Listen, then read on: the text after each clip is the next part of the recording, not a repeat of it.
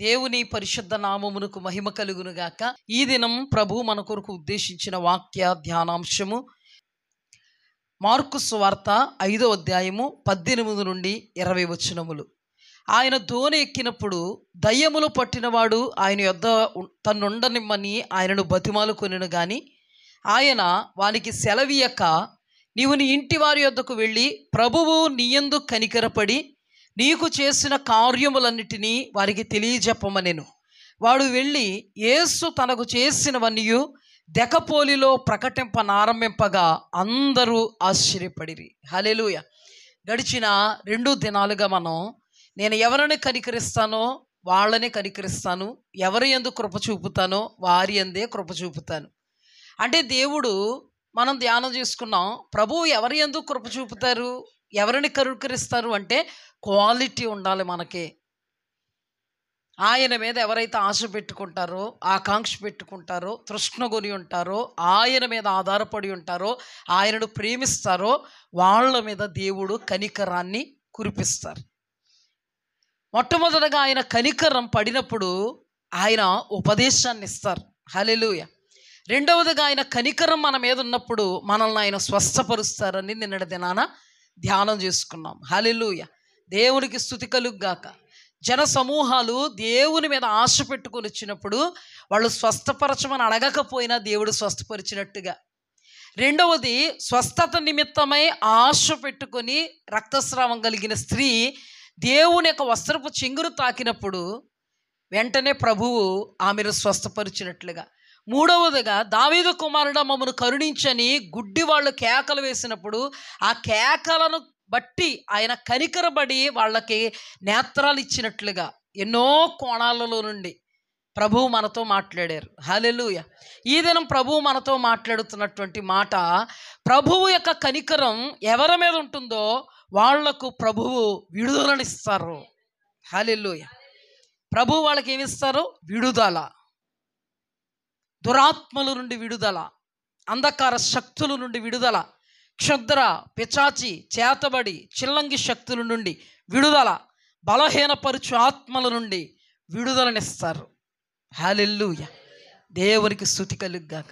ఇప్పుడు 3వ సందర్భాన్ని, 3వ ధ్యానాంశాన్ని మనము అధ్యయనం చేయబోతున్నాం.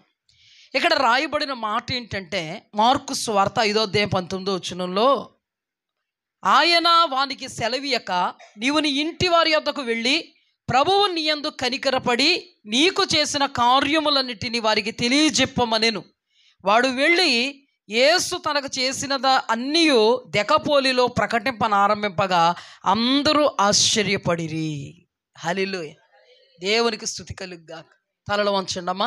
మహాపరిశుద్ధుడా, గొప్ప దేవ, ఘనమైన తండ్రి, గడిచిన 2 దినాలుగా ప్రభువా మీరు అయా ఈ అనుదిన సహవాసములో ప్రభువా నీ కనికరం ఉంటే ఉపదేశాన్ని ఇస్తావని, నీ కనికరం మా మీద ఉంటే స్వస్థపరుస్తావని, మీ కనికరం మా మీద ఉన్నప్పుడు మూడవదిగా మాకు విడుదలనిస్తావని నీవు మాతో మాట్లాడబోతున్నావు తండ్రి. మీకు వందనాలు దేవా. మీ యొద్ద సర్వముంది, సమస్తం ఉంది ప్రభువా. యెషయా ప్రవచిస్తున్నాడు, అయా నీవు ఎందుకు మా మధ్యలోకి వచ్చావో యెషయా ఆత్మచేత నింపబడిన వాడే ప్రవచిస్తున్నాడు. దేవా, ఆ ప్రవచనము నీ యందు నెరవేర్చబడింది తండ్రి.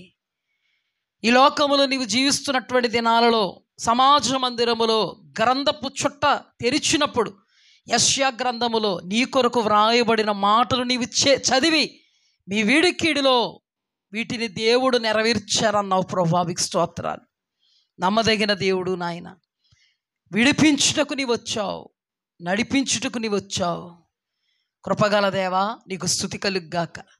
మీ యొద్ద నుండి మేము అన్ని పొందుకున్న వారమై ఉండగలగాలి. మీ యొద్ద నుండి మేము అనుభవించగలగాలి నాయనా, మిమ్మను ప్రకటించగలగాలి. కృపతో మమ్మల్ని జ్ఞాపకం చేసుకుని ఈ దినము ఈ ప్రవచనాత్మకమైన మాట వలన అనేకులకు విడుదలను ప్రకటించమని, ముఖ్యంగా ఇక్కడ ఉన్న బిడ్డలకు విడుదల కలుగుగాక సహాయము చేయమని యేసు అతి పరిశుద్ధ నామమున అడిగి వేడుకుని పొందుకొని ఉన్నాం పరమ తండ్రి.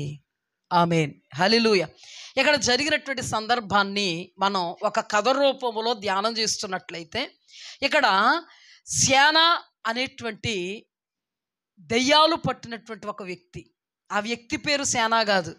సేన మీరెవరు అని అడుగుతారు యేసుక్రీస్తు ప్రభువారు. మేము సేన, అనేకులము.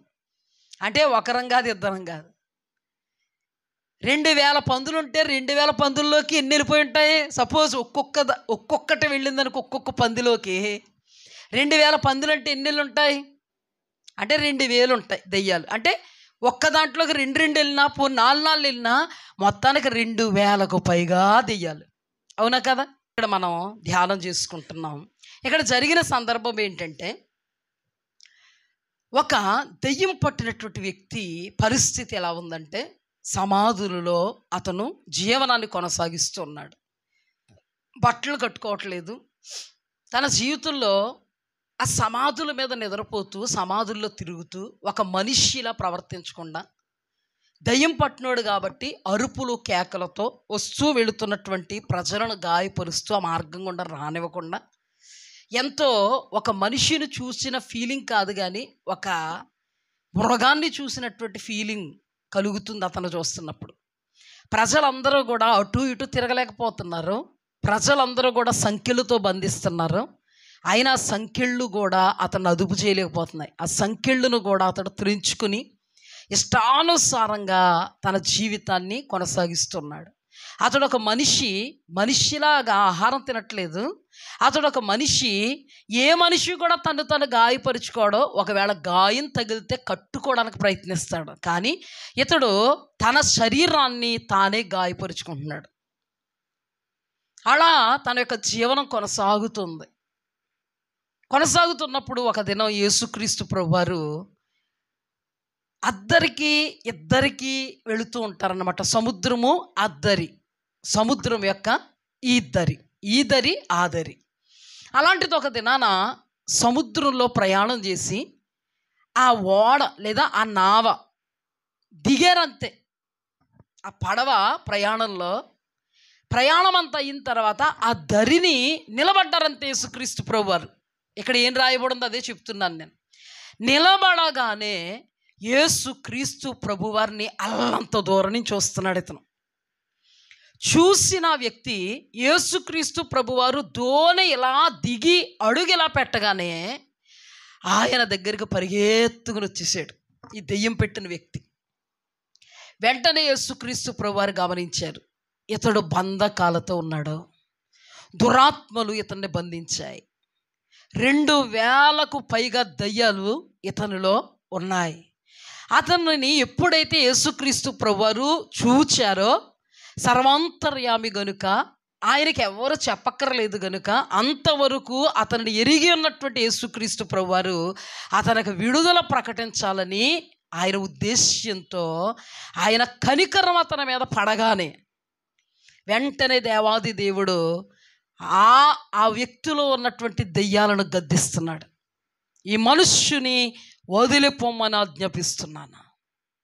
వెంటనే అవి బిగ్గరగా కేకలేస్తూ, విస్తారంగా కేకలేస్తూ, సర్వోన్నతుడైన దేవుని కుమారుడా, మాతో మీకేమీ, మా సమయం ఇంకా రాలేదు, మమ్మల్ని బాధపరచడానికి వచ్చావా అని మమ్మల్ని బాధపరచడానికి వచ్చావా? మా సమయం ఇంకా అవ్వలేదు కదా, ఇంకా ఉంది కదా, మాకు సమయం నువ్వు పెట్టావు కదా, ఆ సమయం రాకుండా మమ్మల్ని పాతాళానికి పొమ్మని ఆజ్ఞాపిస్తావా? వద్దు వద్దు వద్దు, అదిగో ఆ పందుల్లోనికి మేము వెళ్ళిపోతాం అని ఏడుకున్నాయి, బతిమాలుకున్నాయి.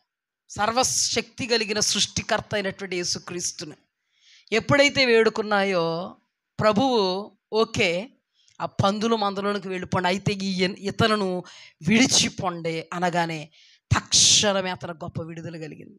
హల్లెలూయా. ఇప్పుడు చూడండి, యేసుక్రీస్తు యొక్క కనికరం ఒక వ్యక్తి మీద పడితే ఆ వ్యక్తికి దేవుడు విడుదల ఇవ్వాలనుకుంటాడు. హల్లెలూయా, దేవునికి స్తోత్రం కలుగుగాక. ఆ వ్యక్తి యేసుక్రీస్తు ప్రభువారు రాగానే ఆయన దగ్గరికి వచ్చేసాడు. ఆ వ్యక్తి ఎందుకు యేసుక్రీస్తు ప్రభువారికి ఆ వ్యక్తి మీద కనికరం కలిగింది? ఎందుకు ఆ వ్యక్తి మీద కనికరం కలిగిందో తెలుసా? దేవుని యొక్క స్వరూపంతో, దేవుని యొక్క పోలికతో చేసుకున్నవాడు మనుష్యుడు. మానవుడు దేవుని యొక్క స్వరూపం, దేవుని యొక్క పోలిక. మానవుడు అనబడినవాడు దేవునికి దేవాలయంగా ఉండాలనుకుంటాడు, కానీ సాతానికి నిలయంగా ఉండాలనుకోడు. కానీ ఈ సాతానుడు అతనిలో ప్రవేశించి అతనిని గాయపరుస్తుంది. తనను తానే గాయపరుచుకుంటున్నట్టుగా రాయబడి ఉంది. తనను తానే రాళ్లతో కొట్టుకుంటున్నాడు.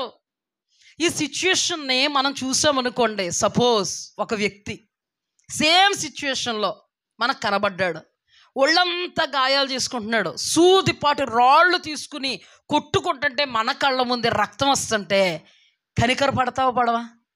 అయ్యో అంటావనవా? ఆటోమేటిక్గా ఒక మనిషివి నీకే ఇంత కనికరం వస్తే, కరుణా సంపన్నుడైన దేవుడు, దేవుని స్వారూప్యంలో చేసిన మానవుడు అటువంటి దుస్థితికి దిగజారిపోతే కరుణా సంపన్నుడు కనికర పడతాడా పడడా? అంటే ఖచ్చితంగా దేవుడు అతని మీద కనికర పడతాడు. ఎందుకు కనికర పడతాడంటే అతని భవిష్యత్ కాలం దేవుడికి తెలుసు. నేను కనికరబడి అతన్ని విడిపిస్తే ఇతడే నాకు ఒక సింహాసనంగా మారగలడు. హల్లెలూయా. అందుకే మనం చదువుకున్నప్పుడు దేవుని వాక్యంలో, ప్రభువా అతడు మంచి వస్త్రాలు ధరించుకుని యేసుక్రీస్తు పాదాల దగ్గర కూర్చున్నప్పుడు అతడు, ప్రభువా నేను నిన్ను వెంబడిస్తానయ్యా అంటే ఆయన ఏమన్నారు? నువ్వు నాతో రావద్దు, నీ ఇంటి వాళ్ళ యొద్దకు వెళ్ళిపో, నీ ఇంటి వాళ్ళకి జరిగిన సంగతి అంతా తెలియజేయంటే, ఇంటోళ్ళకేం కర్మ, దెక్కపోలి అనబడే ప్రాంతం అంతా దేవుణ్ణి మహింపరిచాడు. వాళ్ళందరిని ఆశ్చర్యచిక్కుతుల్ని చేశాడు. హల్లెలూయా. ఎందుకు దేవుని యొక్క కనికర అతని మీదకి వచ్చిందంటే, అతడు భవిష్యత్తులో నేను అతనికి విడుదలిస్తే ఆ విడుదలని ఎంతోమందికి అతడు ప్రకటించి ఎంతోమంది హృదయాలలో ఆశ్చర్యాన్ని నెలకొల్పుతాడు. నిన్నటి దినం మనం మాట్లాడుకున్నాం, ఎవరు పడితే వాళ్ళకి దేవుడు స్వస్థత ఇవ్వడో, భూత వర్తమాన భవిష్యత్ కాలాలు ఎరిగిన దేవుడని ఆత్మచేత మాట్లాడుకుంటే, ఈ దినం దేవుడిచ్చేటువంటి ధ్యానాంశంలో ప్రాక్టికల్గా మనం నిన్నటి దినం ఆత్మచేత నడిపించినటువంటి దేవుడు ప్రాక్టికల్గా ఈ దినాన చూపించాడు. నిన్నటి దినాన ధ్యానం చేసుకున్నాం కదా, ఎవరినో పడితే వాళ్ళని దేవుడు స్వస్థపరచడం. మీరు ఎంతమందిని స్వస్థపరుస్తున్నారు కదా, మా ఓళ్ళ మీద తీసుకొస్తాం స్వస్థపరచండి అంటే స్వస్థపరచడు. భూత వర్తమాన భవిష్యత్ కాలాలు ఎరిగిన దేవుడు వాళ్ళు ఏ మనసుతో వచ్చాడో, ఫ్యూచర్లో వాళ్ళు ఎలా ఉంటారో కూడా దేవునికి తెలుసు అని నిన్నటి దినాన మాట్లాడుకున్నాం. ఇప్పుడు ఇతని మీద దేవుని యొక్క కనికరం ఎందుకు పడింది అంటే, తను భవిష్యత్తులో దేవుడు కొరకు ఎలా నిలబడతాడో దేవునికి తెలుసు.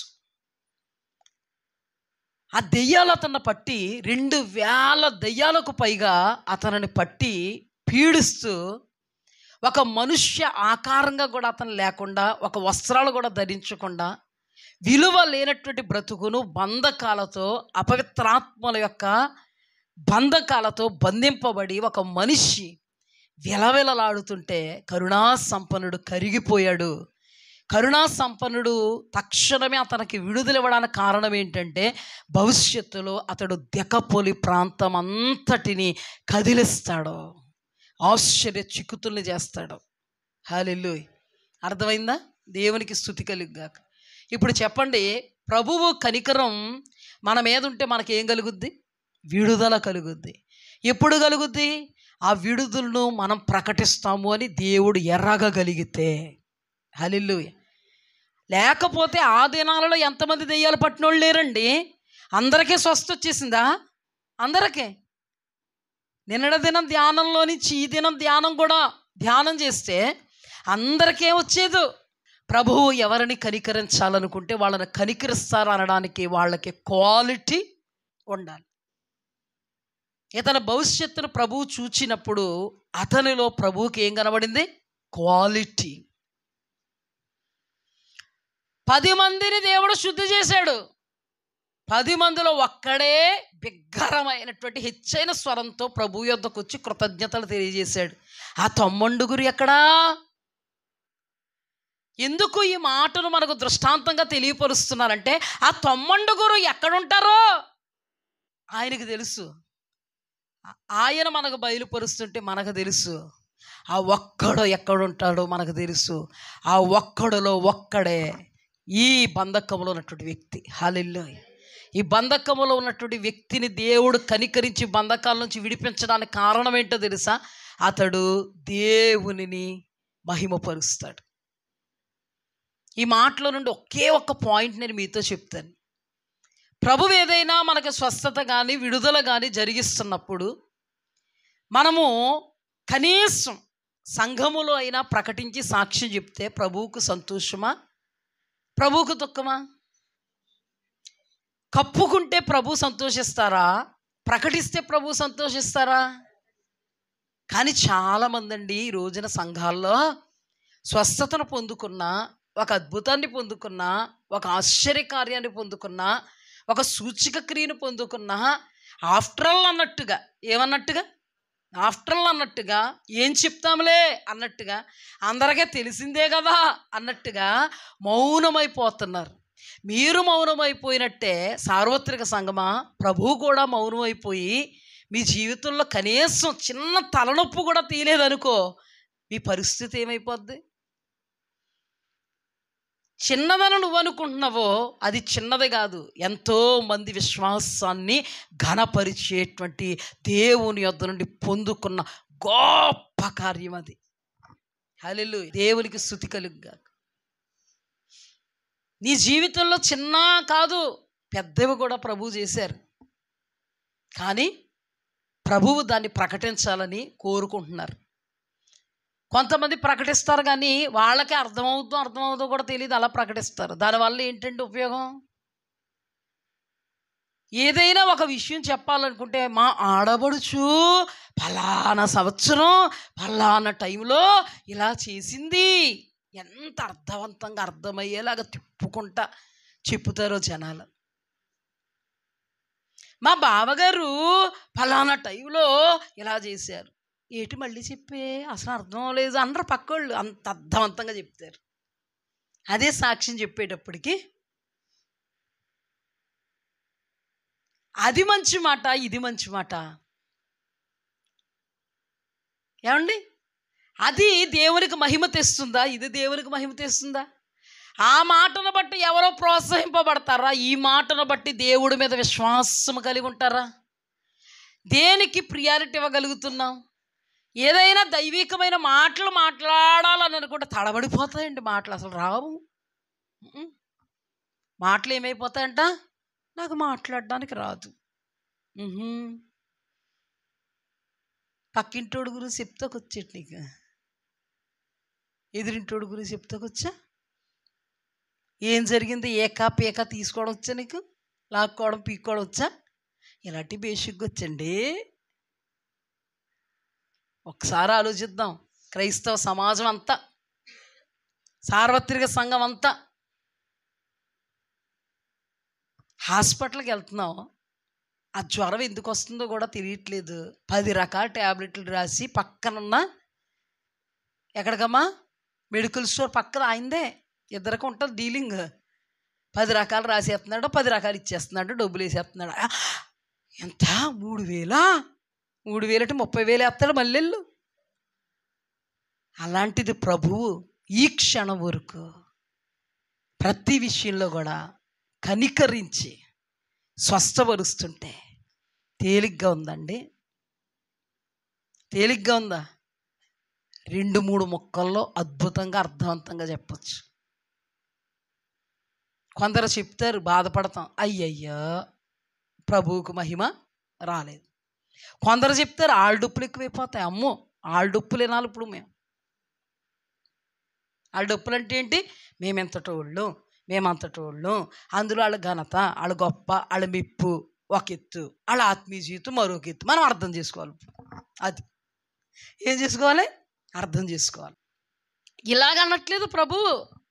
అక్కడ అతను, నాకు జీవితాన్ని ప్రసాదించావు ప్రభువా, నిజంగా అక్కడ 10 మంది కుష్ఠరోగులు శుద్ధీకరిస్తే ఒక్కడు కృతజ్ఞతతో బిగ్గరగా హెచ్చైనటువంటి స్వరంతో ప్రభువును గనపరిస్తే ఆ 90 ఎక్కడని అడుగుతున్నాడు ప్రభు. అంటే ఆ 90 కూడా ఇతనిలాగే మహిమపరచాలని కోరుకుంటున్నాడు మన దేవుడు. హల్లెలూయా.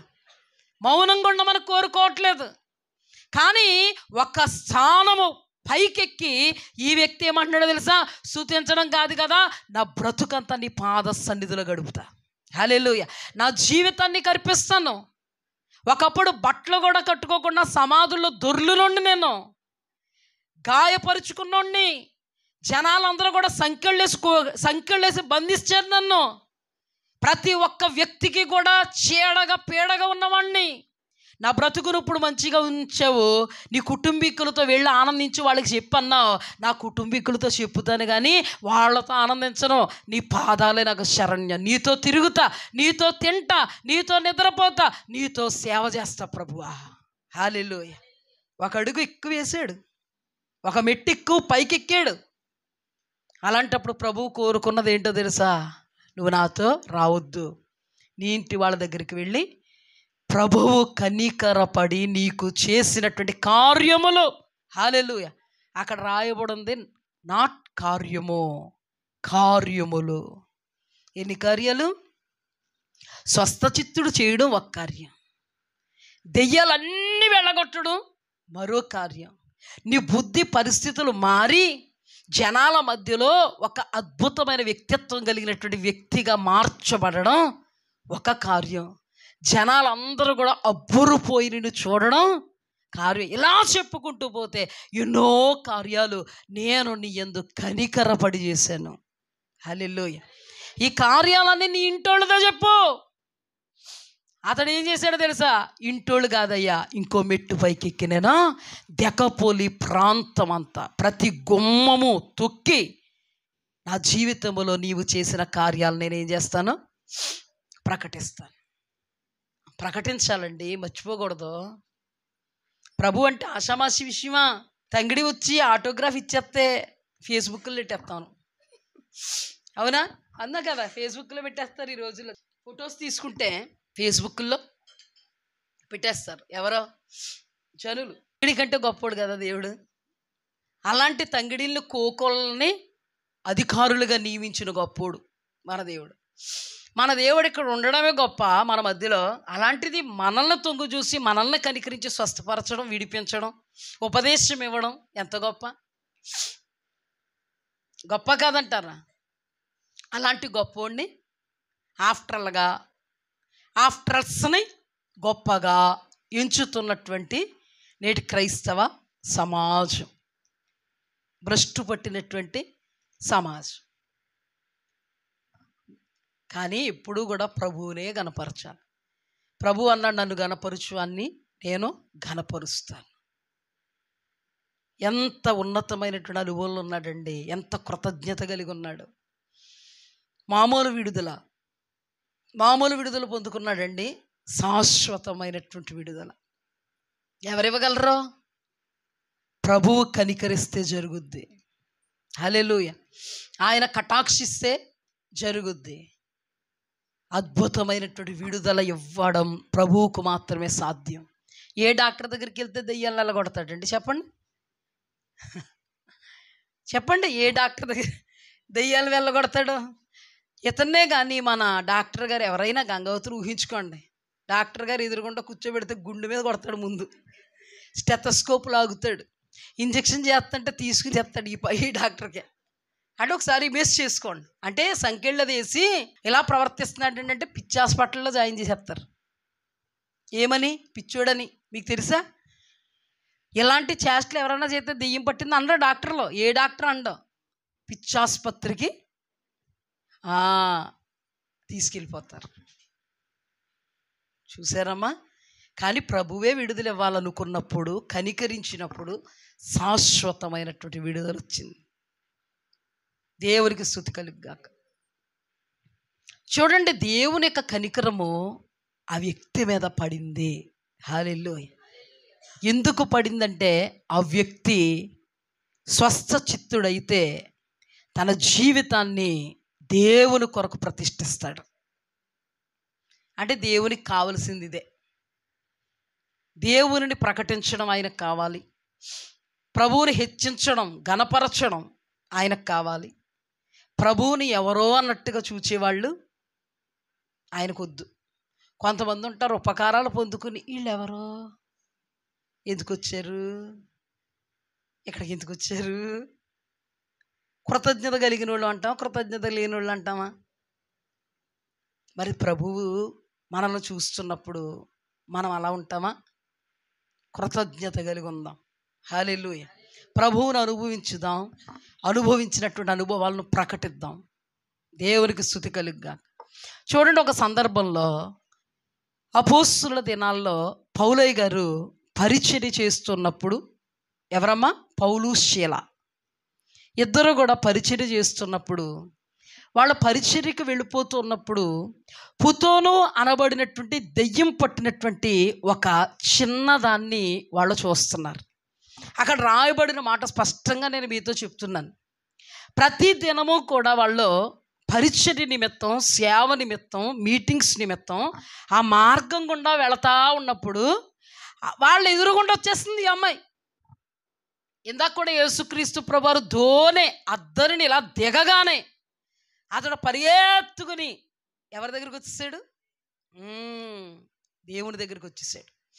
ఇక్కడ కూడా పుతోను అనేటువంటి పేరు కలిగినటువంటి దెయ్యం పట్టినప్పుడు ఈమె దైవజనులను ఎదురుపడి ఏమని మాట్లాడుతుందంటే బిగ్గరగా, వీరు సర్వోన్నతుడు దేవుని దాసులు, రక్షణ మార్గమును ప్రచురపరచడానికి వీళ్ళు ఇక్కడికే వచ్చారు. హల్లెలూయా. పుతోను అనేటువంటి దెయ్యం ఎందుకు పట్టింది ఆమెనంటే, పుతోను అనేటువంటి దెయ్యం పట్టి ఆమెను మరి పట్టేలాగా కూడా చేస్తారు కొంతమంది. ఎలాగా? ఆటోమేటిక్గా దెయ్యాలు వచ్చి పడతాయి, దెయ్యాలు వచ్చి మనల్ని పట్టేలా చేస్తారు తెలుసా? చేతబళ్ళు అయ్యి అంటే ఏంటి అర్థం? ఇదొక పాయింట్. చేతబళ్ళు అంటే ఏంటి? పంపుతారు ఎక్కడికి? మనుషుల్లోకి. మొత్తానికి పుతోను అనేటువంటి దెయ్యం ఆ అమ్మాయిలోనికి వెళ్ళినప్పుడు ఆ పుతోను అనే దెయ్యం భవిష్యత్ కాలాన్ని చెప్తుంది. భవిష్యత్ కాలాన్ని దెయ్యాలు కూడా చెప్తాయి అంటే చెప్పుతాయి, కానీ అవి దేవుళ్ళు కదే. అది మరి మళ్ళీ ఇక్కడ భవిష్యత్ కాలాన్ని చెప్పాయి కాబట్టి వెళ్ళిపోదాం. కానీ ఇప్పుడు ఈ పుతోను అనబడేటువంటి దెయ్యం మొత్తానికి పట్టింది. అంటే ఎవరన్నా పంపి పట్టింపజేశారో తెలియదు, మొత్తానికి ఆమెకే పట్టిందో మనకు తెలియదు, కానీ మొత్తానికి పట్టింది. కానీ పడుతున్నప్పుడు ఆమె యజమానులకి గొప్ప లాభసాధకంగా ఉంది. అంటే ఆమె యజమానులు చూస్తున్నారు ఈ అమ్మాయిని దెయ్యం పడ్డం. దెయ్యం ఎప్పుడైతే పట్టిందో, సోది ఎప్పుడైతే చెప్పడం మొదలెట్టిందో క్యూ కట్టేస్తున్నారు జనాలు. కొంతమంది అన్యజనుల గురించి కూడా నేను చెప్పట్లేదు, కానీ అన్యజనులు ఇంకా మనకు మామూలే కదండి. ఏ తాత ఏం చెప్తున్నాడు, ఏ మామ ఏం చెప్తుంది, మామ దగ్గర చెయ్యడదామా, తాత దగ్గర చెయ్యి చూపిద్దామా, నెత్తెడదామా, ఇంక ఇదే కదా.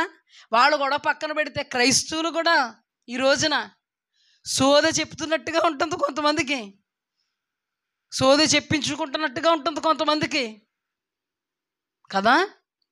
ఈ పుతోను అనబడేటువంటి దెయ్యం భవిష్యత్తు చెప్తుంటే మా పిల్లకి పెళ్ళి అవుద్దాలు వచ్చేవాళ్ళు ఒకరు. అందులో ఎవరున్నారు? మా పిల్లకి పెళ్ళి అవుద్దంటారా, మా పిల్లోడికి ఉద్యోగం వస్తుంది అంటారా, మా ఆయన మారతాడంటారా, మా అత్తగారు ఇప్పుడు పోద్దంటారా. ఇవన్నీ పాపం బాధపడిపోతున్నారంట అత్తగారితో. పాపం జనాలకి ఇక్కిరిసిపోయారు. డబ్బులే డబ్బులు, డబ్బులే డబ్బులు వాళ్ళ యజమానులకి. అలాంటి టైము అది. అలాంటి టైంలో దైవ సేవకులు పౌలు, శీల ఇద్దరు కూడా పరిచర్య నిమిత్తం ఆ మార్గం గుండా వెళుతుంటే వాళ్ళు ఎదురు పడిపోతుంది ఈమె వచ్చి. వాళ్ళు ఎదురుగుండా వచ్చి ఈ దెయ్యాలకున్న లక్షణం ఏంటో తెలియదు, కానీ మొత్తానికి యేసుక్రీస్తు ప్రభు వారికి వాడు ఎదురు వెళ్ళిపోయాడు. ఇక్కడేమో ఈ అమ్మాయి ఎదురు వెళ్ళిపోయేది. కుదురు కొంపడం ఉండదు ఇంకా ఆయన జుత్తులోకి. మరి ఆయన సర్వశక్తుడు కదండి, గొప్పోళ్ళకి ఎదురెళ్ళాలి కదండి. హల్లెలూయా. దెయ్యాలు కూడా దేవుణ్ణి ఒప్పుకుంటున్నాయి, మనుషులు ఒప్పుకోవట్లేదంటే దెయ్యాసి ఎలా బెటర్ కదా. గొప్పోడికి ఎదురెళ్ళిపోమా, గొప్పోళ్ళకి ముఖం చాటేస్తామా?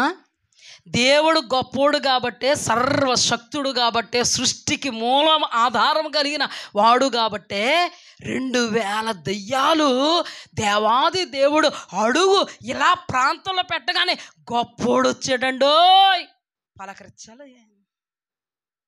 మన దేవుడు ఎవరు?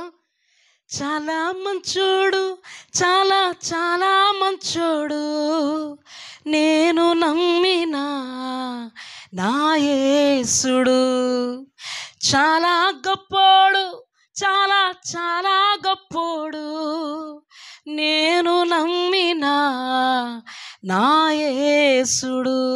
మనుషులకి దేవుని యొక్క గొప్పతనం తెలుసో తెలదో కానండి, దెయ్యాలు మాత్రం అయ్యగారు వచ్చారండి, అయ్యగారికి మాత్రం ఎదురు వెళ్ళిపోవాలి. హల్లెలూయా. 2000 దెయ్యాలు అంతకంటే పైగా ఉన్నాయి. దేవాది దేవుడు అడుగు ఎక్కడ పెట్టగానే మాస్టర్ సుప్రీం వచ్చి బిగ్గరగా కేకలు వేస్తూ, సర్వోన్నతుని దేవుని కుమారుడా. హల్లెలూయా. ఆటలకైనా తెలుస్తుంది సర్వోన్నతుని దేవుని కుమారుడా అన్నాయి. ఆదివారం ఆరాధించండి అయ్యి అంటే పెదవులు పెగలు, కొంతమందికి చేతులు పైకి ఎత్తరు, బిగ్గరగా కేకలేరు. దెయ్యం బిగ్గరగా కేక వేసి సర్వోన్నతుని దేవుని కుమారుడా. హల్లెలూయా. నేటి క్రైస్తవ సమాజం కంటే దెయ్యాలు చాలా బెటర్గా ఉన్నాయి అనుకుంటాను నేను. అవునా కాదా? బిగ్గరగా కేకలేసిన వాళ్ళు అవుతున్నారు, దేవుడు స్తుతించిన వాళ్ళు అవుతున్నారు. బిగ్గరగా కేకలేని వాళ్ళకి మంటెక్కిపోద్ది, ఇప్పుడు మండిపోద్ది అనమాట. అందరూ నవ్వుతున్నారు అంటే అందరూ కేకలే స్తుతిస్తున్నారు. మంచి వాళ్ళండి మీరు, దేవునికి స్తుతి కలుగుగాక. అవునా కదా?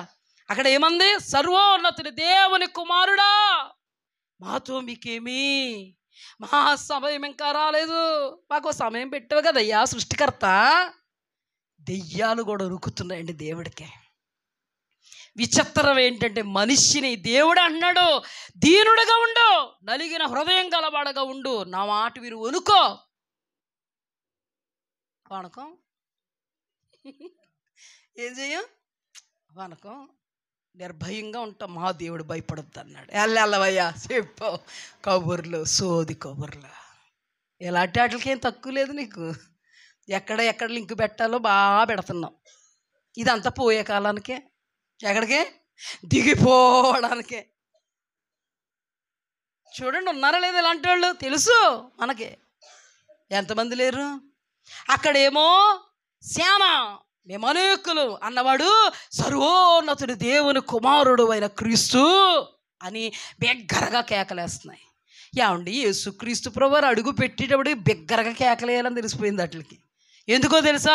సైన్యములకు అధిపతిగా యెహోవా పరిశుద్ధుడు పరిశుద్ధుడు పరిశుద్ధుడు అనుచు గడప కొమ్ముల పునాదుల దురులాగున సర్వశక్తుడైన దేవుణ్ణి పరలోక సైన్య సమూహము బిగ్గరగా అరిచి కేకలు వేస్తూ స్తుతిస్తుంది. రూల్ ఏంటంటే దెయ్యాలమైన మేము కూడా స్తుతించాలి, ఎందుకంటే ఆయనే దేవుడు. హల్లెలూయా. విచిత్రం ఏంటంటే ఈనాటి క్రైస్తవులకి ఆ బోధ మహాబాధ గాథగా మిగిలిపోయింది. అది మరి ఇప్పుడు చెప్పండి, ప్రభువు ఏదైనా కార్యం చేస్తే దాచుకుందామా ప్రకటిద్దామా? ఈ పాయింట్ తెలుసుకోండి. రెండవదిగా ప్రభువు సముఖములో నిలబడినప్పుడు కానీ, ప్రభువు సన్నిధిలో వ్యక్తిగతంగా నిలబడినప్పుడు కానీ అందామా? ప్రైజ్ ద లార్డ్, దేవా నీకు స్తుతి కలుగ్గాక అందామా? హల్లెలూయా.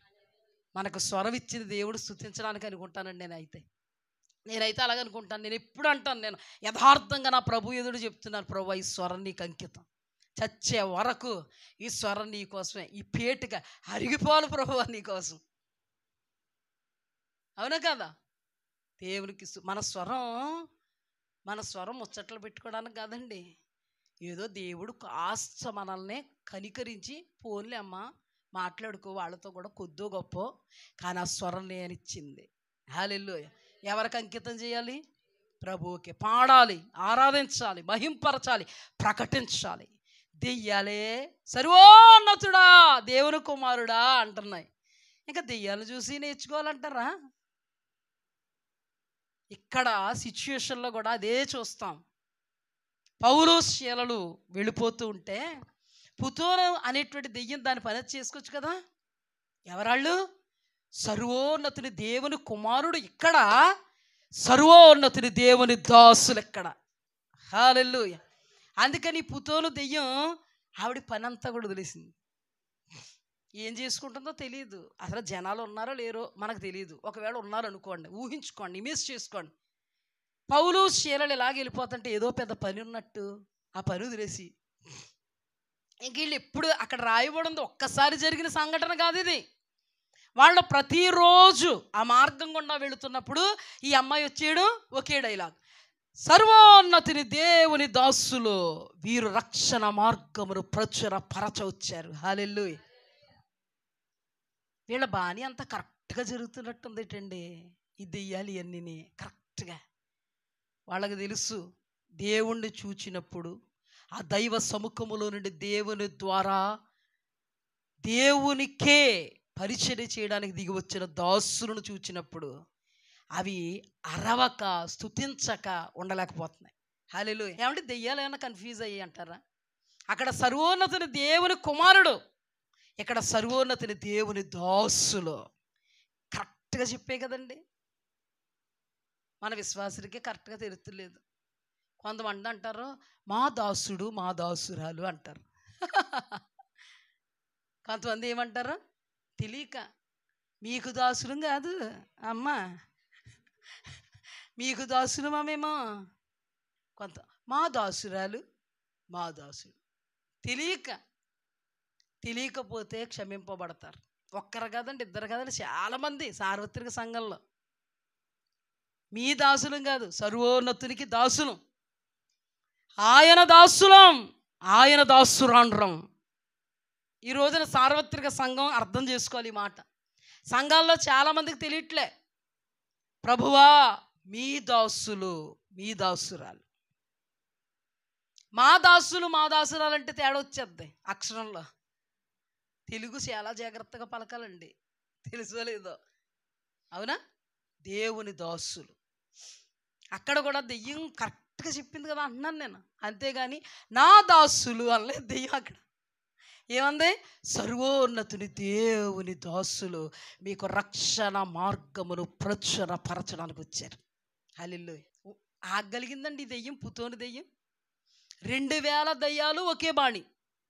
ఆ 2000 దయ్యాలు సమ్మతింతేనే కదా అక్కడ జరిగింది. పుతోను అనబడేటువంటి ఒకే దెయ్యం బాణి. అంటే ఈ దెయ్యాల బాణి ఎలాగుందో చెప్పాలి మీరు. దేవుణ్ణి గౌరవించకుండా ఉండలేకపోతుంది, దైవదాసుల్ని పలకరించకుండా పరామర్శించకుండా ముందు రాకుండా ఉండిపోతున్నాయి.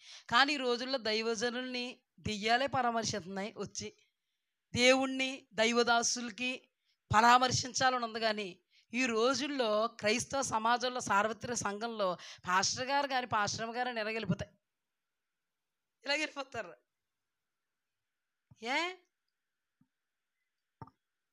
ఏముందండి, పలకరింపే కదా. అన్యులు కూడా పలకరించుకోరా వెళ్ళేటప్పుడు? అన్యులు ఏం పలకరించుకుంటారా? టిఫిన్ అయిపోయిందేటోయ్, అయ్యింది, నీది అయ్యిందా? అంతకంటే దౌర్భాగ్యమైంది. వాళ్ళేమో టిఫిన్ అయిందా అంటారు, నువ్వేమో వందనాలు అంటావు. ప్రైజ్ ద లార్డ్ అంటే తప్పేం లేదు, దేవునికి స్తుతి కలుగుగాక స్తోత్రం కలుగుగాక అంటే ఏమైపోయింది నీకు? ప్రైజ్ ద లార్డ్ సిగ్గేస్తుందా? నేర్పుతున్నాం కదా సండే స్కూల్ నుంచి. అవునా? తప్పేం లేదు, అమ్మా వందనాలు అనడం తప్పేం లేదు. దెయ్యాలకు తెలిసి చూడండి బాబు, అదేంటి బాబు, నేను అస్సలు ఎట్టి పరిస్థితుల్లో కూడా ఈ తలంపులు దేవుడు ఎక్కడికి వచ్చాక ఇస్తున్నారు, అసలు అక్కడ లేవు. ఇప్పుడు వాక్యం అయిపోవాలి మనకి. ప్రభువుకు తెలుసు ఎవరికి ఏది కావాలో, ప్రభువుకు తెలుసు ఎవరు ఏ లోటుపాట్లో ఉన్నారు. ఒక స్కూల్కి ఒక పద్ధతి ఉంటుందండి, ఆ పద్ధతిలోనే నడవాలి అందరూ. ఈ రోజున ఈ దైవ సంఘానికి క్రమం ఉండదా? ఉండదండి. దేవునికి స్తుతి కలుగుగాక. జాగ్రత్తగా అబ్జర్వ్ చేస్తే దెయ్యం వచ్చేసిందండి. ఒక్కసారి 2 సార్లు కాదు, వాళ్ళ ఆ మార్గం కూడా ఎప్పుడు వెళ్తే ప్రత్యక్షం అయిపోద్ది. అలా జరుగుతున్నాయి రోజులు. జరుగుతున్నప్పటికీ పౌలు వ్యాకులు పడిపోతున్నాడు. ఎందుకంటే పౌలుకి ఏమైంది? కనికరం పుట్టింది. ఇందాక ఒక మాట చెప్పాను, ఆ వ్యక్తి దెయ్యాల చేత పీడింపబడుతున్నప్పుడు ఆ వ్యక్తి మీద దేవునికి కనికరం రాలేదండి. మనుష్యులమైన మనం కనికరం పడమా? అలాంటిది పౌలయ్య గారు మనుష్య కంటే ఆత్మీయుడండి, అభిషిక్తుడు, దైవ మనస్సు కలిగిన వాడు, దైవాత్మ సంభూతుడు. యేసుక్రీస్తు ప్రభు వారికి ఎలాగైతే ఆ వ్యక్తిని చూడగానే కనికరం పుట్టిందో, ఈ వ్యక్తికి దైవజనుడికి కూడా పుతోను అనబడే దయ్యాన్ని చూడగానే ఏం పుట్టింది? కనికరం పుట్టింది. ఎప్పుడైతే కనికరం పుట్టిందో యేసుక్రీస్తు నామములో ఈమెను విడిచిపోమని ఆజ్ఞాపిస్తున్నాను అన్నాడు. హల్లెలూయా. వెంటనే ఆ చిన్నదానికి విడుదల కలిగింది. ఇప్పుడు చెప్పండి, దేవుని కనికరం ఆమె మీద ఉంది కాబట్టి ఆమెకి ఏమైంది? విడుదల కలిగింది. ఎందుకు కనికరం వచ్చింది ఆయనకి? పుతోను అనబడేటువంటి ఆ దయ్యం పట్టినటువంటి ఆ చిన్నదాని వలన యజమానులకి లాభసాధకంగా ఉంది. కానీ దైవజనుడు వ్యాకులు పడిపోతున్నాడు. అయ్యో, ఈ చిన్నదానికి భవిష్యత్తు లేదు. చిన్నది దెయ్యం పట్టి ఆ బంధకాల్లో ఉంది. ఈ చిన్నదాన్ని ఒక డబ్బు వ్యయం చేసేటువంటి ఒక వస్తువుగా యజమానులు వాడుకుంటున్నారు. ఏమండి, మన పిల్లలే దెయ్యాలు పట్టి అలా ఉంటే ఆమె బ్రతుకు, ఆమె భవిష్యత్తును బట్టి మనకు బాధ కలగదండి? దెయ్యాలు పట్టి బలహీనపరచబడుతుంటే, ఒక మనుషులా ప్రవర్తించకపోతుంటే మనకు బాధ కలదండి? మరి దైవజనుడైనటువంటి పౌలయ్య గారు కనికరం కలిగిన వాడు, దేవుని ఆత్మ కలిగిన వాడు. వెంటనే ఆయనకి కనికరం పుట్టి ఈమెను విడిచిపో యేసుక్రీస్తు నామములు అనగానే వెంటనే విడుదల వచ్చేసింది. దేవునికి స్తుతి కలుగుగాక. అద్భుతమైనటువంటి విడుదల. ఇప్పుడు చూడండి, కనికరం ఉన్నప్పుడు దేవుని యొక్క కనికరము ఆ వ్యక్తికి విడుదలనిచ్చింది. దేవుని యొక్క కనికరము ఈమెకు విడుదలనిచ్చింది. ఖచ్చితంగా ఈమె ఏం చేసి ఉంటుంది? ప్రభువుని ప్రకటించి ఉంటుంది. కాబట్టే భూత వర్తమాన భవిష్యత్ కాలాలు ఎరిగిన దేవుడు ఆమెను స్వస్థపరిచాడు, విడిపించాడు. దేవునికి స్తుతి కలుగుగాక. అలాగని ఎంతమంది ఉండరండి? ఉండరా ఆయన హయాంలో? కానీ ఆమెను దేవుడు ఏం చేశారు? స్వస్థపరిచారు, కనికరించారు. ఇంకొక సందర్భాన్ని కూడా మనం ధ్యానం చేసుకుందాం. ఒక సందర్భంలో ఒక బలహీనపరుచు ఆత్మ 18 సంవత్సరాల నుంచి ఒక ఆమెను బలహీనపరుస్తుంది. ఆమె నడుము వంగిపోయింది ఆ దురాత్మ పట్టి బాగున్న నడుము ఏమైపోయింది? వంగిపోయింది. దురాత్మలు ఇలాంటి పనులు చేస్తాయా? మరి దెయ్యాలు చేసి పని అదే. మన పిల్లలు ఏదన్నా చేస్తే పగలగొట్టేసి ఇలా చూస్తే ఏటే దెయ్యంలా చూస్తూ ఉంటాం. అంటే జస్ట్ పగలగొడితే ఇలా చూస్తేనే దెయ్యంలా చూస్తూ ఉంటాం. మరి ఆ దెయ్యాలు చేసి పనులు ఎలా ఉంటాయి? అంతకంటే ఎక్కువగా ఉంటాయి కదా. ఈ దెయ్యం బలహీనపరిచేసిందంట. సువార్తల్లోనే రాయబడి ఉంది ఆ మాట, సువార్తలోనే ఉంటుంది ఆ మాట. లూకా సువార్త 13:11 ఉంటుంది. 18 సంవత్సరాలుగా బలహీనపరిచేసింది. ఆమె ఎవరో? దేవుని బిడ్డే, సమాజ మందిరములోకి వెళ్ళొస్తూ ఉండేటువంటి బిడ్డే. అలాంటిది యేసుక్రీస్తు ప్రభువారు ఆమెను చూచారు, బలహీనపరచబడినటువంటి ఆమెను చూచారు. వెంటనే ఆమె మీద కనికరం వచ్చి, ఆ మాట చదివి నేను మీకు చూపిస్తాను. లూకా సువార్త 13:11. 18 ఏండ్ల నుండి బలహీనపరుచు దయ్యము, మూల భాషలో కింద ఫుట్నోట్లో ఆత్మ అంటే దురాత్మ పట్టిన ఒక స్త్రీ అచ్చటుండెను. ఆమె నడుము వంగిపోయి ఎంత మాత్రము చక్కగా నిలవబడలేకుండెను. యేసు ఆమెను చూచి రమ్మని పిలిచి, అమ్మా, నీ బలహీనత నుండి విడుదల పొంది ఉన్నావని ఆమెతో చెప్పి ఆమె మీద చేతులుంచగా ఆమె చక్కగా నిలబడి దేవుని మహిమపరిచెను. హల్లెలూయా. ఈ దెయ్యం ఎక్కడుంది ఇంతకనే? ఈ 2 దెయ్యాలు బయట. ఈ 2 దెయ్యాలు ఎక్కడ? ఇప్పుడు మన దగ్గరికి వచ్చాం. ఈ 2 దెయ్యాలు ఎక్కడున్నాయి? బయట. ఈ దెయ్యం లోపల. ఏ లోపల? సంఘంలో. అంటే ఇప్పుడు చూడండి, కొన్ని బలహీనతలకు అప్పగిస్తూ ఉంటాయి ఇవి. ఈ దెయ్యాలు ఏం చేస్తాయి? బాగున్న నడుమును వచ్చేసింది దెయ్యం, అప్పటికప్పుడే బాగుంటాం, అప్పటికప్పుడే ఇలాగ అయిపోతుందండి అంటాం. ప్రార్థన చేయగానే వెంటనే విడుదల వస్తుంది. ఇది ఏ క్రియ? దెయ్యాలు మామూలుగా దెయ్యాలు మీరు చేస్తాయంటారు మనకి. యేసుక్రీస్తు ప్రభు వారు సమాజ మందిరంలోకి వెళ్ళారు. సమాజ మందిరం అంటే ఏంటి? అక్కడే ఉంది మందిరం, ఆరాధించేటువంటి స్థలం.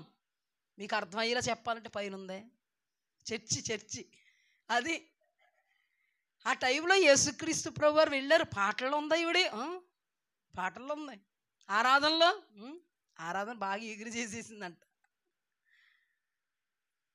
యేసుక్రీస్తు ప్రభు వారు గమనించారామని. ఆయన కనికరం పడితేనే కదండి, ఆయన కనికరం పడితేనే ఏమవుద్ది? విడుదల వస్తుంది బంధకాల నుంచి. ఈమె ఏ బంధకంలో ఉంది? బలహీనత అనే బంధకం. ఎంతమంది వైద్యుల దగ్గరికి వెళ్ళినా ఈవిడ తిప్పల తప్ప. చాలామందికి తెలియక ఇంకెందుకు డాక్టర్లో మీ క్రైస్తవులే అందరినీ స్వస్థపరిచేస్తుంటేని నీతో చెప్పాడా మా దేవుడు డాక్టర్లు వద్దని? మా దేవుడే కదా డాక్టర్లకి జ్ఞానం ఇచ్చాడు. నీకు తెలియకపోతే నువ్వు కొంచెం ఆగలగా, డిస్టర్బ్ చేయక ఎవరిని. అవునా కదా? అందుకే కదా లోకాన్ని పెట్టుకు తిప్పాడు. లోకాన్ని పెట్టుకు తిప్పాడా యేసుక్రీస్తు ప్రభువారు? అంటే వైద్యులు కూడా కావాలి. ఇలాంటి వాళ్ళకి ఎంతమంది వైద్యుల దగ్గర తీసుకెళ్ళి అవుతుందో చెప్పు నాకు. అవదు కదా. అందుకే మా దేవుడు మా ద్వారా స్వస్థపరుస్తున్నారు. ఇంకా డిస్టర్బ్ చేయకు. అర్థమైందో లేదు? అవునా కదా? అందరికీ వైద్యుల ద్వారా అయిపోదండి. దేవుడు కూడా కొంతమందిని వైద్యులకు అప్పగిస్తాడు. వైద్యుల ద్వారా నయం చేస్తారు. చాలా కోణాలు ఉన్నాయి ఇందులో. ఇప్పుడు ఈమెను ఏ వైద్యుడి దగ్గర తీసుకెళ్తా చెప్పు? 2000 దెయ్యాలు పట్టి ఏ వైద్యుడు స్వస్థపరుస్తాడు చెప్పు నాకు? ఆ పుతోను దెయ్యాన్ని ఏ వైద్యుడు స్వస్థపరుస్తాడు? పిచ్చి హాస్పిటల్లో తీసుకెళ్ళిపోతావు అంతే నువ్వు. అయినా కానీ పిచ్చి కుదరదు, ఇంకెక్కువైపోద్ది. అందుకే దేవుడు కావాలి. అందుకే దేవుని చేత ఏర్పాటు చేయబడినటువంటి దైవజనులు కావాలి. దైవజనుల ముఖాంతరంగా దేవుడు అద్భుతాలు చేయాలి, స్వస్థతలు చేయాలి, విడుదల చేయాలి. ఆ దినాన దేవుడు ఈ లోకములు ఉన్నప్పుడు చేశాడు. ఈ దినాన ఆయన ప్రతినిధుల ద్వారా చేస్తున్నాడు. అంతే, అర్థం చేసుకో బాగా. ఆయన దైవజనుల ప్రతినిధుల ముఖాంతరంగా దేవుడు ఈ రోజున చేస్తున్నారు. ఆ రోజున అపోస్తలుల ద్వారా చేశాడు, ఈ రోజును కూడా చేస్తున్నాడు, రేపు కూడా చేస్తాడు. నువ్వు ఉండవు, కాకపోతే ఆయన ఉంటాడు నిన్న నేడు నిరంతరము. ఆయన ఏర్పాటు చేసుకున్న దైవ జనాంగము రాకడ పర్యంత వరకు నిన్న నేడు నిరంతరం ఉంటారు. చూడడానికి వినడానికి నువ్వు ఉండవు. చెప్పండి అమ్మా, అవునా? వీళ్ళు అన్నారు ఇంకెందుకు, అందరూ ఇక్కడికి వచ్చేస్తాం. మేము రమ్మని కూడా చెప్పలేదు. రమ్మని చెప్పలేకపోతే వచ్చేసి తలుపు కొట్టంటే గెట్ అవుట్ అంటాం, అంతే. సిగ్గు, అంతే కదమ్మా. బాగా చెప్తారు సత్యవతి గారు కదా. పిలవన పేరంటానికి వచ్చేసి నువ్వేదో తలుపు కొట్టేద్దంటే బయటికి గింటేసి గేట్ వేసేస్తాం, సిగ్గు. అది చూడండి ఇక్కడ ఆమె సమాజ మందిరాన్ని విడవలేదండి. అది గొప్పతనం. అయ్యి బాబాయ్ నా నడుము వంగిపోయింది, ఎవరైనా నన్ను చూస్తే ఏమనుకుంటారో అని అనుకోవచ్చు. కొంతమంది అనుకుంటారు, అలా అనుకోలేదు. అయ్యి బాబు నడుము నొప్పి వచ్చేస్తుంది, నేను కూర్చోలేను అనుకుందా? అయ్యి బాబాయ్ పాటలు, ఆరాధన, వాక్యము నేను ఉండలేను అనుకుందా? దురాత్మ పట్టి ఆమెను ఎంత బలహీనపరిచినా ఆ బలహీనత తన దేవుని సన్నిధి నుండి ఆమెను దూరపరచని కారణాన ఆ క్వాలిటీని బట్టి, ఆ క్వాంటిటీని బట్టి దేవుడు కనికరించి ఒక దినాన ఆమెకు స్వస్థ ఇచ్చాడు. ఇదంతా నిన్న కూడా వచ్చింది. ఎన్ని రోజులు? 18 సంవత్సరాలు వెయిట్ చేసింది. అంటే ఎన్ని తిప్పలు పడి ఉంటుంది. డే1లో వచ్చేసిందా? నిన్నటి దినం మనం ధ్యానం చేసుకున్నాం, దీనికి లింక్. నిన్నటి దినం ఏమని ధ్యానం చేసుకున్నాం? ఊరికి వచ్చేస్తూ ఉంటే స్వస్థతలు నువ్వు అడగకపోయిన ఒక్కొక్క సందర్భంలో. ఆరాధన చేస్తే స్వస్థత, ప్రార్థన చేస్తే స్వస్థత, దేవుని ప్రసన్నత అనుభవిస్తుంటే స్వస్థత, వాక్యం ప్రకటింపబడుతుంటే స్వస్థత. నిన్న అద్భుతమైన తాకుదలను పుష్పగారు అనుభవించారంట. నాతో చెప్పారు, ఫోన్ చేసి. నిన్నే చెప్పాలనుకున్నారు, ఇంకా ప్రార్థన చేయించుకునే వాళ్ళు ఉన్నారు కదమ్మా. మీ మీదకి దేవుని ఆత్మ వచ్చి మీరు మాట్లాడుతున్నప్పుడు వెంటనే నా జీవితంలో ఎప్పుడు అనుభవించలేదమ్మా. దేవుని యొక్క శక్తి మీ ముఖాంతరంగా నన్ను తాకింది. అప్పటికప్పుడే నాకు స్వస్థ వచ్చేసింది. మరలా జ్వరం రాలేదు, బలహీనత లేదు, రాత్రి అంతా చక్కగా పడుకున్నాను. హల్లెలూయా. ఇదంతా బూటకము నాటకమా? మా ధైర్యం మా దేవుడే. 190 మంది 190 స్వరాలు పెట్టుకుని అరిసినా, గీ పెట్టినా, కేకలేసినా మేము మా దేవుని స్వరానికి గౌరవాన్ని ఇస్తాం, విధేయతను చూపుతాం. మీ అందరి స్వరాలు ఎక్కడుండి మా చెవుల్లో మారుమోగినను మా దేవుని స్వరం మీ అందరి స్వరాల్లో పటాపంచలు చేసి మాకు వినబడకుండా చేస్తుందంత. దేవునికి స్తుతి కలుగుగాక. ఇది నిజం, ఇది సత్యం. చావైనా రేవైనా దేవుడే, దేవుని కొరకే. ఆమె అన్ని పరిస్థితులు నొప్పి రాదంటారా వంగుంటే? ఏమంటే మన అందరి నోడేలు బాగున్నాయి, ఎంత సలుపుతాయో కూర్చుంటే కదా. మామూలుగా ఉండదు. నోడేలు పోనీ ఎవరైనా వంగిపోయినాయా అంటే వంగిపోలేదు. అలాగని మనల్ని వంగబెట్టేస్తాయి. అవి వంగలేదు కానీ మనల్ని మాత్రం అతలాకుతలం చేసేస్తాయి అనమాట. నోడేలు అంత బలహీనం. అలాంటిది మీకు 18 సంవత్సరాలకు వంగిన అనుభవం. కూర్చుంటేనే నడుము సహకరించదు, ఇంకా వంగిపోతే 18 సంవత్సరాలుగా వంగిపోతే అయినా సమాజ మందిరాన్ని నమ్ముకోవడం మానలేదు. దేవుణ్ణి ఆశ్రయించడం మానలేదు. ఆమెలో దేవునికి కనబడింది క్వాలిటీ. నేను ఎవరిని కనికరిస్తానో వాళ్ళనే కనికరిస్తాను. ఎవరిని కనికరిస్తావు ప్రభువా? నా మీద ఆశ పెట్టుకున్న వాళ్ళనే కనికరిస్తా. 18 సంవత్సరాలుగా విసిగిందా, వేసారిందా, ఎస్తాడేంటి అందా, తిప్పల పడుతున్నాను, అయినా కానీ నా నడుములలో ఫస్ట్ బాగానే ఉండేది, ఇప్పుడు ఏమైందో వంగిపోతుంది రోజు రోజుకి. 18 సంవత్సరాలు అయిపోయినాయి. కాళ్ళు బాగోవండి, పైన ఎడుతున్నారని చచ్చి ఎక్కలేవండి. ఎన్నిసార్లు మానేశాను చచ్చి అన్నారా? కాళ్ళు లాగేస్తుందంట, చచ్చి మరి తల్లి ఎక్కట్లేదు. ఆశ ఉంటే ఏది మనకు ఆటంకంగా ఉండదండి. ఆశ ఉంటే ఏది ఆటంకంగా ఉండదు. ఆశ కలిగినటువంటి ప్రాణాన్ని దేవుడు తృప్తిపరుస్తాడు. ఒక్కసారి ఇమేజ్ చేసుకోండి. 18 సంవత్సరాలుగా వంగిపోయిన నడుముతో సకాలానికి సన్నిధికి వచ్చింది. ఏ రోజు మానదు. మానేదైతే దేవుడు స్వస్థపరచడు. అక్కడ అద్భుతమైనటువంటి విడుదల. హల్లెలూయా. అక్కడ రాయబడిన మాట, 18 ఏండ్ల నుండి బలహీనపరుచు దయ్యం పట్టిన ఒక స్త్రీ అచ్చటుండేను. ఆమె నడుము వంగిపోయి ఎంత మాత్రం చక్కగా నిలవబడలేక ఉండేను. యేసు ఆమెను చూచి రమ్మని పిలిచి, అమ్మా నీ బలహీనత నుండి విడుదల పొంది ఉన్నావని ఆమెతో చెప్పాను. హల్లెలూయా. వేడుకుందా? ఆటోమేటిక్గా ఆమె ఊహకు మించి, ఆమె ఊహించలేదు, అయినా కానీ దేవుడు ఆమె మీద కనికరపడ్డారు. దీన్ని బట్టి కనికరపడ్డారు. మళ్ళీ అక్కడ రాయబడింది అనకండి, ఎంత వాక్యం విని అద్భుతం జరిగింది. హల్లెలూయా. అంటే దేవుని బిడ్డలు సమాజ మందిరంలోనికి వచ్చే అనుభవాలు ఉన్నను వాళ్ళను కూడా బలహీనపరుస్తాయి అన్నమాట. దురాత్మలు బలహీనపరుస్తాయి. మరి అలాంటి వాళ్ళు విడుదల పొందుకోవాలంటే ఏం చేయాలి? దేవుని కనికరాన్ని పొందుకోవాలి ముందు. హల్లెలూయా. దేవుని కనికరాన్ని పొందుకోవాలంటే ఏం చేయాలి? నాకు అవుతులేదు, రాను అనకూడదు. నాకు శుక్రవారం ఉపవాస ప్రార్థనకు రావడానికి అవుతులేదు అనకూడదు.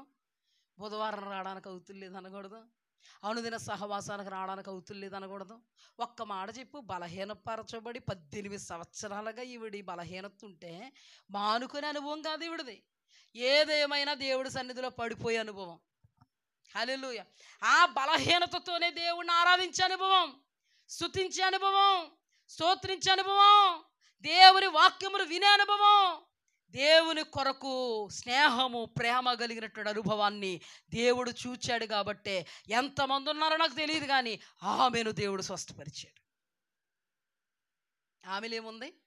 ఇప్పుడు దేవుడు విడుదల ఇవ్వాలంటే దేవుడు కనికరాన్ని పొందుకోవాలి. ముందు దేవుని కనికరాన్ని పొందుకోవాలంటే నాకు దూరముగా ఉండి మీరేమీ చేయలేరు అన్నాడు దేవుడు.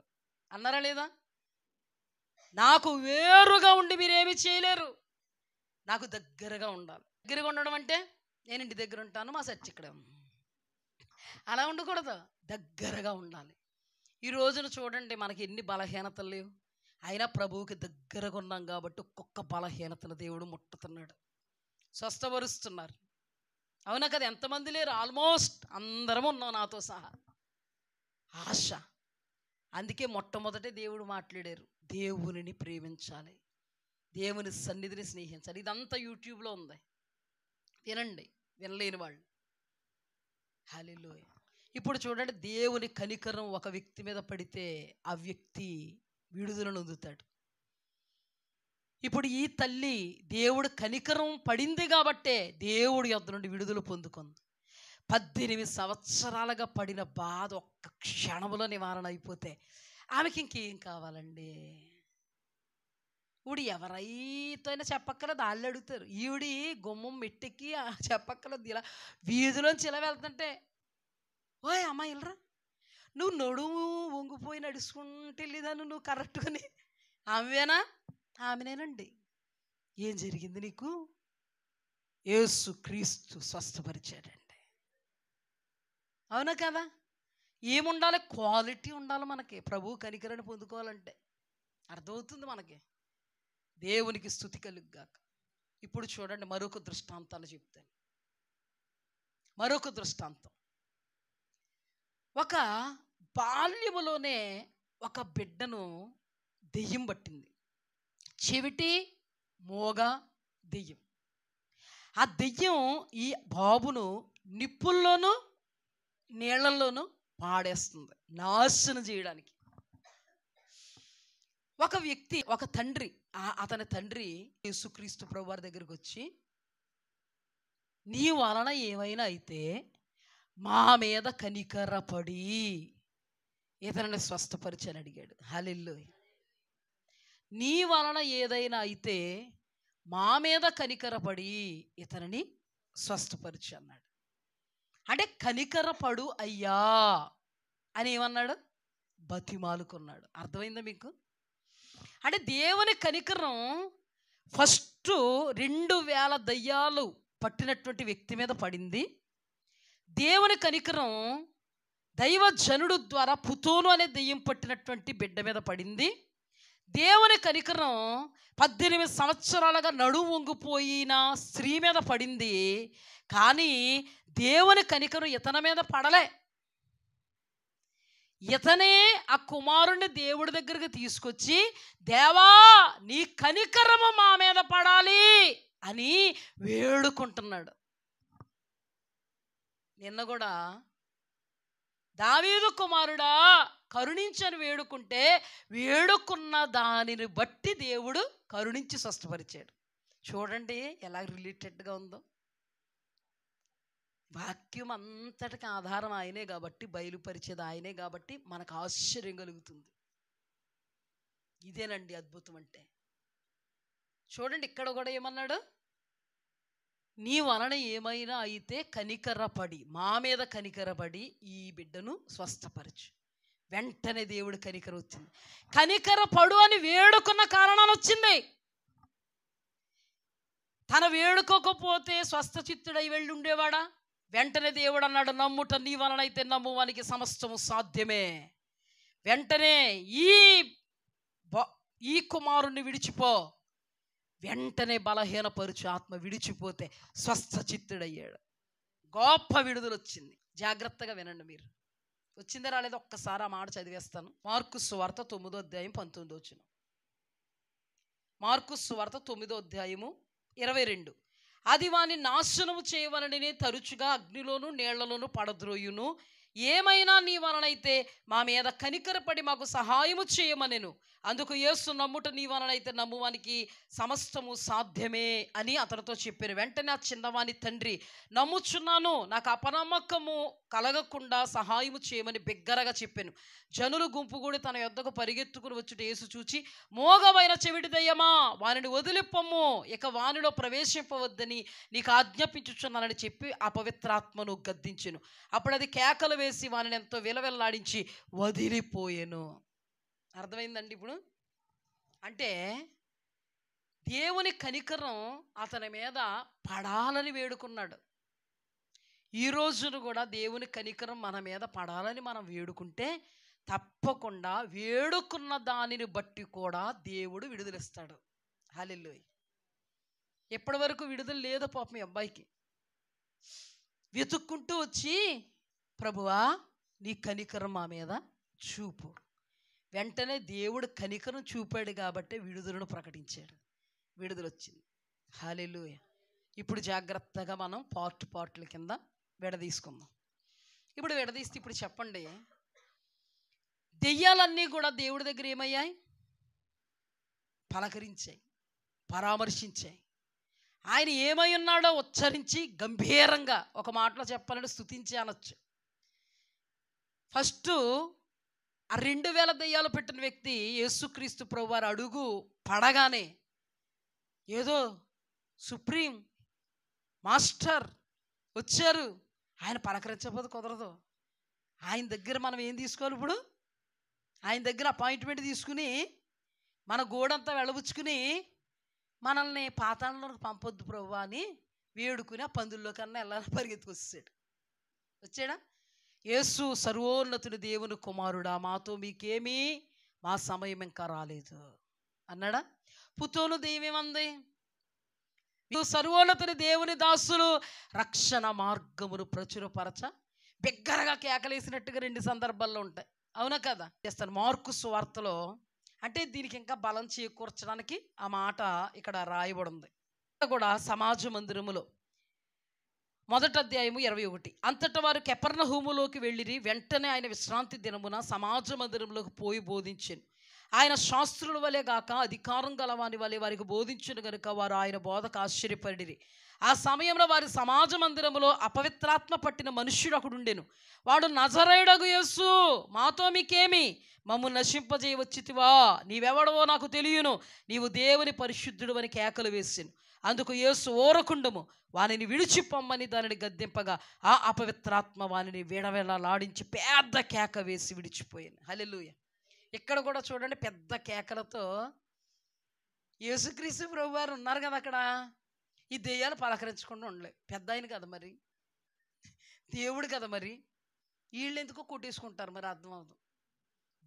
దెయ్యాలు ఉనుకుతున్నాయి దేవునికి, దేవతలు ఉనుకుతున్నాయి దేవునికి, మనల్ని ఉనికించాలనుకుంటున్నారు వీళ్ళు. దెయ్యం చూస్తేనే ఆమె దూరం పారిపోతాను. అలాంటి దెయ్యాలు మా దేవుడి దగ్గర ఉనుకుతున్నాయి, సర్వోన్నతుని దాసుల దగ్గర ఉనుకుతున్నాయి. నువ్వు మమ్మల్ని ఉనికించాలనుకుంటున్నావు. సాగుద్దంటావా? ఎప్పటికైనా నెరవేరద్దంటావా? నీ ఆశ నిరాశే అయితే, అంతేనా మరి? దెయ్యాలు దేవుడి దగ్గర ఉడుకుతున్నాయి. దెయ్యాలు కూడా దేవుని దేవుడు అని తెలుసుకున్నాయి. దేవతలు కూడా ఉడికిపోతున్నాయి. అందుకే కదండి దాగోను విగ్రహం మందస్సం ప్రభావం ఎదుట ముక్కలైపోయింది. అందుకే కదండి బయలు దేవత పూజారులు పాపం తెలియక మా ఓడు చాలా గనుడు అనుకుంటున్నారు. ఆ బయలు పూజారులు మా ఓడు చాలా గనుడు అనుకుంటుంటే ఆ బయలు అక్కడ అనుకుంటున్నారు, రే అనవసరంగా మీరు మమ్మల్ని గనుడు అనుకుంటున్నారు, కానీ గనుడు ఒకడు ఉన్నాడు, మేము నకిలీ, మీకు తెలియక. అయితేనే రా, రక్తం గళ చూస్తున్నావు కదా, రా కోసుకుంటున్నాం కదా. ఆయన ఉండగా మేము రాలేము. ఆయన ఎవరు? Master, supreme.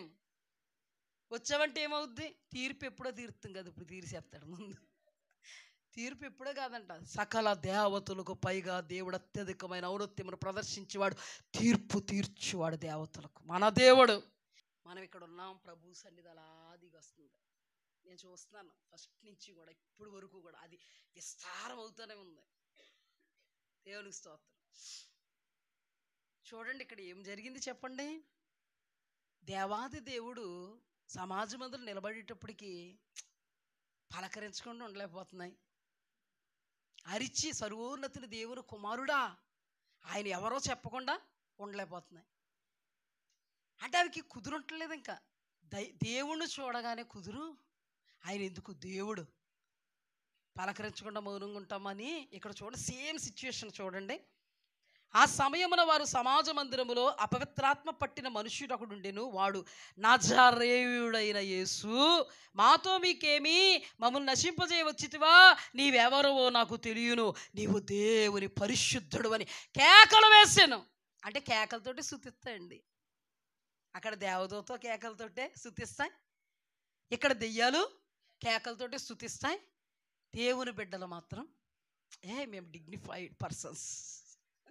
నువ్వు ఎక్కడేస్తావు? గీళ్ళ దగ్గర వేస్తావండి. ఇంకెక్కడ వేస్తావు? మా ఆవిడ తిన్నంగా లేకపోతే వేస్తామండి. ఇంకెప్పుడు మా పిల్లల మాట వినకపోతే వేస్తామండి. ఇంకెప్పుడు ఆడి మీద ఈడి మీద వేస్తాను, కూలోడి మీద మరీ పడిపోతామండి. దేవుడి దగ్గర ఇవా డిగ్నిఫైడ్ పర్సన్స్. ఇస్త్రీ బట్ట కూడా నలగనివ్వండి. ఏం చేస్తాం? అందరు నిలబడితేనే కాళ్ళు లాగుతాయండి, మాకు అప్పుడే లాగుతాయండి, కూర్చుంటామండి. నడుచుకుని వస్తే లాగవండి, అక్కడ ఎవరితోనో సోదుకూరలు ఇట్టుకుంటే లాగవండి. దేవుడు మందిరానికి వచ్చి మాత్రం లాగుతాయండి. అప్పుడు మాత్రం ఎప్పుడు లాగగానండి కరెక్ట్గా పాస్టర్ గారు ఫస్ట్ నుంచి లాస్ట్ వరకు కూడా నిలబడతారండి. అప్పుడు కూడా ఆయన చూసన్నా నిలబడాలని అనుకోమండి. ఎందుకో తేలతగానండి ఆరాధనలు అందరూ లేచి నిలబడ్డారు, ఇప్పటికే లాగేస్తాయండి. అప్పుడే కూర్చుంటామండి మేము. ఆహా, దెయ్యాలు కూడా దేవుడికి బిగ్గరగా అరిచి స్తుతించడం ఇష్టం అండి. యెరూషలేము జయోత్సవము జయప్రవేశం చేస్తున్నప్పుడు చిన్న బిడ్డలు మొదలుకొని పెద్దవాళ్ళ వరకు మట్టలు చేతబట్టి సర్వోన్నత స్థలములలో దేవునికి జయము అని దేవుని పేరట వచ్చుచున్నవాడు స్తుతింపబడుగాక అని బిగ్గరగా కేకలేస్తుంటే ఒక క్యాండిడేట్స్ కొంతమంది బ్యాచ్ లేచి ఏయ్ అరుపులు ఆపమని చెప్పి ఆయన అన్నాడు, ఇది స్తుతి కేక, వీళ్ళ ఆపితే రాళ్ళేస్తే కేకలు. అంటే మనం గాన ఆపితే మన స్థానాన్ని ఇంకొకరిని పెట్టేసి అరిపించేయగలరు దేవుడు. మరి చేస్త మరి స్తుతి కేకలు వేయగలగాలి. దెయ్యాలు చూడండి, అక్కడ ఎక్కడైనా మెన్షన్ చేశాడు.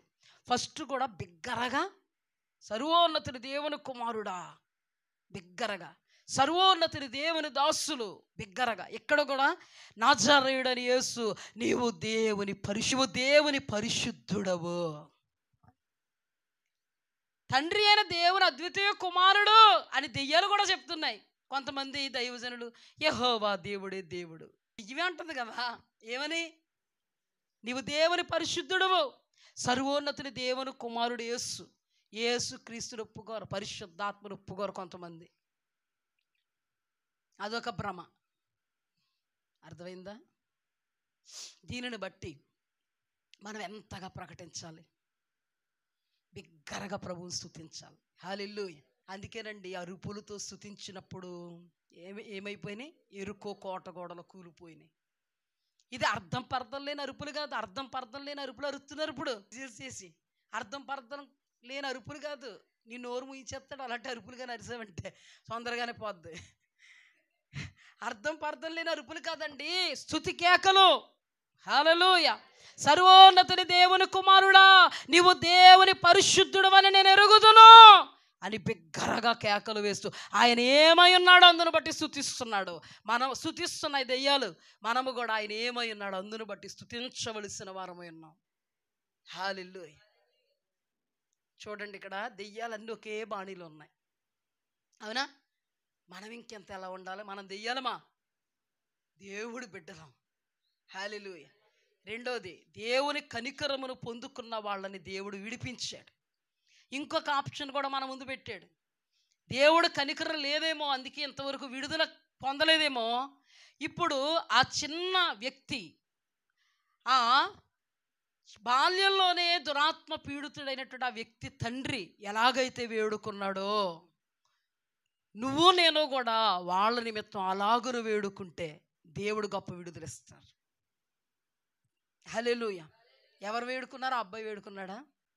తండ్రి వేడుకున్నాడు, అయ్యా మీ కనికరం మా మీదకు రావాలి.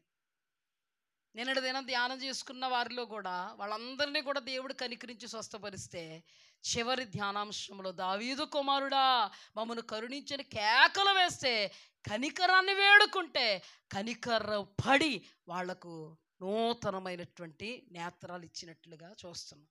అంటే ప్రభు మనకి ఇచ్చేటువంటి ఆప్షన్స్ ఏంటి? ఎంతవరకు ఒకవేళ విడుదల పొందుకోలేకపోయామేమో, ఒకటి, నువ్వు దేవుడి దగ్గర ఉంటే దేవుడు కనికరించి నిన్ను స్వస్థపరుస్తాడు. రెండవది, నువ్వు కనికరించమని వేడుకున్నా కూడా దేవుడు కనికరం నీ మీదకు వచ్చి దేవుడు విడిపిస్తాడు. అంతా మనందరికీ అర్థమైంది కదా, ఎక్కడా డౌట్ లేదు కదా. ఈ అంశంలో నుండి ఎన్నో విషయాలు మనం ధ్యానం చేస్తాం. ఎలా స్తుతించాలి, అసలు దేవునికి దెయ్యాలు ఎలా రియాక్ట్ అవుతున్నాయి, దేవుణ్ణి అసలు దెయ్యాలు ఎలా పిలుస్తున్నాయి. ఆయన దేవుడండి, ఎంత నేర్చుకోవచ్చండి. ఇక్కడ మనం సర్వోన్నతుడైన మన అతిశయం ఏంటి? ఇప్పుడు నిజ దేవుణ్ణి కలిగి ఉన్నాం. ప్రభువునందు మన ప్రయాస వ్యర్థం కాదు. ఆయన ఎవరో? సర్వోన్నతుడు, సర్వ ఉన్నతమైన వాడు, ఆయనకు మించిన వాడు లేడు. ఆయన పరిశుద్ధ దేవుని కుమారుడు. హల్లెలూయా. ఆయన దాసులు పరిశుద్ధ దేవుని దాసులు. అందుకే సువార్త ప్రకటించు వారి యొక్క పాదాలే సుందరాలు. హల్లెలూయా. పంది పాదాల కింద ఫీల్ అవ్వకండి. కొంతమందికి ఇంకెంత బాధ వచ్చేద్దాం. సుందరమైన పాదాలు ఎక్కడ? ఇంకెందుకులే 100 సార్లు చెప్పుకోవడం. కానీ మంచిని వర్ణించుకో, చెడుని వర్ణించుకోకూడదు. దైవజనులకు కూడా దేవుడు ఎంత గొప్ప కృపా ఖ్యాతి. పరిశుద్ధ దేవుని కుమారుడు క్రీస్తు అయితే సర్వోన్నతుని దేవుని దాసులు. ఆహా, ఈ కృపను కాలదున్నుకున్న వాళ్ళు ఏమనాలి? ఇంకా ఈ కృపకు మించిన కృప ఉంటుందండి? ఇంకా ఉంటుందా? అందుకేనండి ఈ లోకములు గనులు గొప్పోళ్ళు కాదండి, అతిశయించాల్సింది ఏంటో తెలుసా? దేవుని ప్రకటించుట అతిశయం. దేవునిని పాడుట అతిశయం, దైవజనుని ముఖాంతరంగా దేవుడు ఉపదేశించుట అతిశయం. కాలదనుకోకండి, కాపాడుకోండి కృపని. మా మట్టుకు మేము, మీ మట్టుకు మీరు. చెప్పండి, దేవుని కనికరం మొట్టమొదటగా మనకు వాక్యాన్ని ఇస్తుంది. హల్లెలూయా. రెండవదిగా దేవుని కనికరం మనకు స్వస్థతనిస్తుంది. హల్లెలూయా. మూడవదిగా దేవుని కనికరం మనల్ని బలహీనపరచు ఆత్మల నుంచి విడుదలనిస్తుంది. హల్లెలూయా. టోటల్గా మన దేవుని దగ్గర ఏముంది? అసలు మన దేవుడు ఎవరండి? యెషయా ప్రవచిస్తున్నాడు. యెషయా గ్రంథము 61వ అధ్యాయము. యెషయా గ్రంథము 61వ అధ్యాయము 1 నుండి. ప్రభువగు యెహోవా ఆత్మ నా మీద వచ్చి ఉన్నది. అంటే యేసుక్రీస్తు ప్రభువారి గురించి ప్రవచిస్తున్నాడు ఆత్మావేశంతో. ఎవరో? యెషయా. అంటే యేసుక్రీస్తు ప్రభువారి మీదకే యెహోవా ఆత్మ వచ్చి ఉన్నది. యేసుక్రీస్తు ప్రభువారు దీనులకు సువర్తమానము ప్రకటించుటకు యెహోవా నన్ను అభిషేకించాను. అంటే యేసుక్రీస్తు ప్రభువారిని అభిషేకించాను. నలిగిన హృదయం గలవారిని దృఢపరుచుటకు, చెరలో ఉన్న వారికి విడుదలను. జ్ఞాపకం పెట్టుకోండి, ఇప్పుడు మనం ధ్యానం చేసుకున్నాం. చెరలో ఉన్న వారికి విడుదల, బంధింపబడిన వారికి విముక్తిని ప్రకటించుటకు. ఇప్పుడు బంధకాల్లో ఉన్న వారికి విడుదల ఇచ్చేయడా లేదా?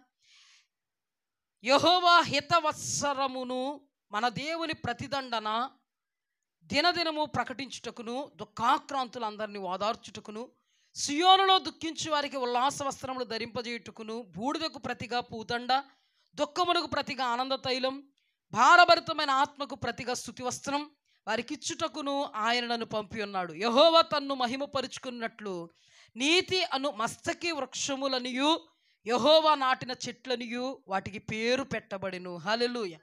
ఇప్పుడు చెప్పండి, స్వస్థత, విడుదల, దేవుని యొక్క ఉపదేశం ఇవ్వడానికే యేసుక్రీస్తు ప్రభువారిని తండ్రి అయిన దేవుడు అభిషేకించాడు.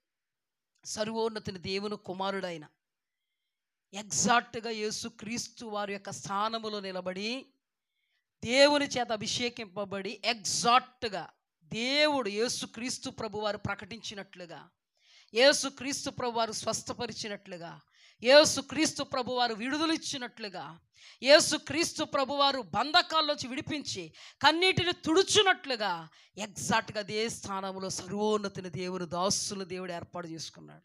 అందుకే ఇందాక మన ధ్యానంలో సర్వోన్నతుని దేవుని కుమారుడు, సర్వోన్నతుని దేవుని దాసుడు. హల్లెలూయా.